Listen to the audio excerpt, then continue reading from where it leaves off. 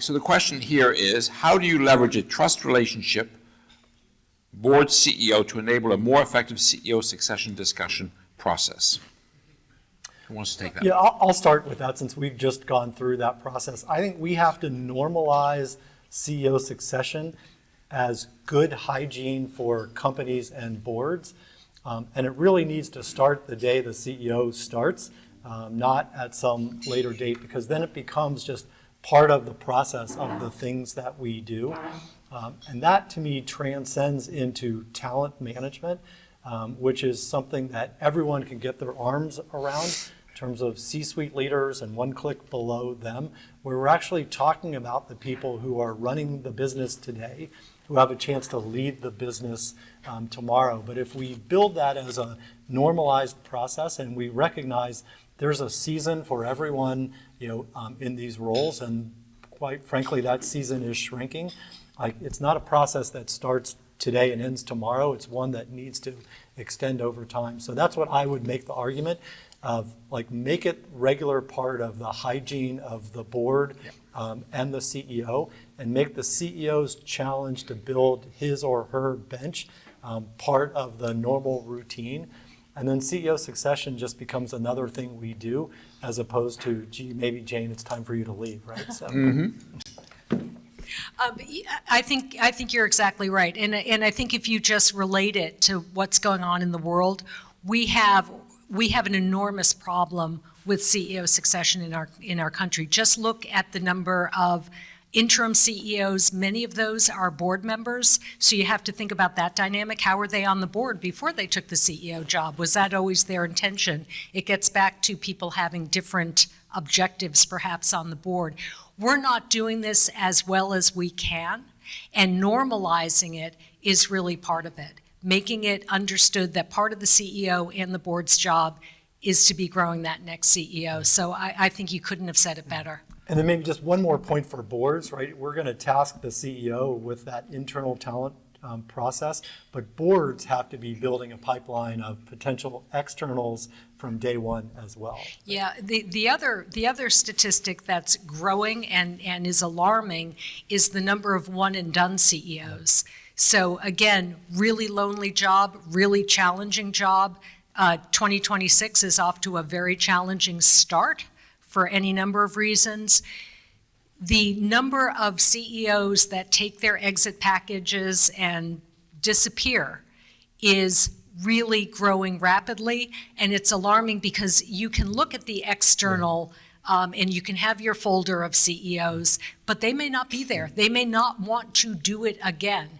So building that relationship, maintaining that relationship becomes even more important. And frankly, having a reputation as a company whose board is supportive of the CEO can be a factor in attracting that next great CEO. All right, thank you. Here's another question. Building trust is a great focus for boards. How does this trust transcend mutual board trust with CEO to the entire C-suite, as well as cascading down trust to the front line of the business? You touched on that a little bit. Anything you'd add? I think I would just maybe anchor a couple of more points, right? Talent management matters so much. The people who are leading these companies, divisions, if you will, or functions, become tomorrow's leaders, but they're actually delivering results today. And I think it's vitally important for board members to have not just a report in the boardroom, but kind of real human interaction with at least one level down in the organization, if not two, because it gives you a sense of the culture of the company. It gives you a sense of the depth and breadth of talent. And back to the point around CEO succession, it gives you a kind of a early warning on what it might look like when it's time. I think it requires a level of trust between the CEO and the board that things are going to be okay if you're talking to my direct reports. And likewise, it requires a level of trust between CEO and C-suite that I know that if something crazy is going to come from board member A, B, or C today, you're going to let me know about that so we can address it, appropriately, because that could become dysfunctional if you don't have that level of trust and transparency with your C-suite members as well. Jane, here's a question for you, a little bit cynical. How can a board maintain true independence and challenge management when most directors were appointed under the current CEO? So it's an interesting question, and I would challenge the premise of it, because I do think that we are coming out of an era where CEOs appointed their boards to an era where boards are appointing their CEOs. And if you look at the statistics, the average board member stays on a U.S. board for 10 or more years. The average CEO has a much shorter tenure. So CEOs are not as instrumental in choosing their board members. I would suspect that changes across any number of boards, but is there the ability to remain independent if the CEO handpicked you? I would argue that if you have the right backing and the right frame and the right understanding of your duty of care, duty of loyalty, it absolutely is. And if you don't have that framework and that understanding and that fiduciary, I should probably say it, NACD can help you with all that education.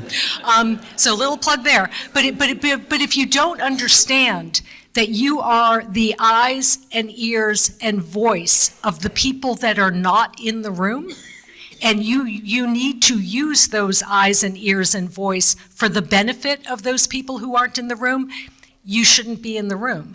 And that should be apparent to everybody who serves on a board and everybody who is on a board who views that behavior that is not duty of care, not duty of loyalty, should name it and work through it, because it really is essential to the integrity of the companies, of the public companies, the private companies, and frankly to our whole economic model. So it's a very, very serious question, and I hope that people feel empowered to observe that among their fellow board members and to act upon it if something has gone awry.